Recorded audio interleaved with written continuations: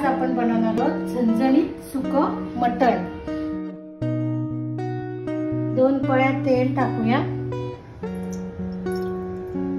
कढीपत्ता, 2 तेजपत्ता, मीडियम साइजचे 4 कांदे, उभा चिरून घ्यायचा आहे कांदा आपल्याला, टोमॅटो, 2 टोमॅटो आहे, थोडंसं मीठ घालूया। आता हा छान ब्राऊन कलर होईपर्यंत परतून घ्यायचं, त्याला तेल सुटलं पाहिजे।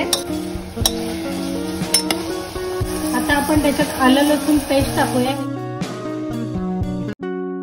डेसिकेटेड कोकोनट घालूया, घरचा गरम मसाला आहे, धना पावडर, घरचा लाल मसाला आहे, कांदा लसूण मसाला, 1 चमचा हळद, तेल सुटण्यासाठी थोडंसं पाणी घालूया।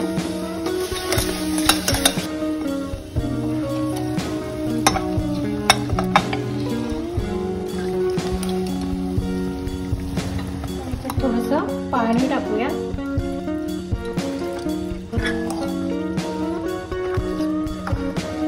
पाणी टाकून पुन्हा एकदा परतून घेऊया। परत चवीनुसार मीठ टाकते थोडंसं। आता आपण या 5 किंवा 6 शिट्ट्या काढून घ्यायच्या।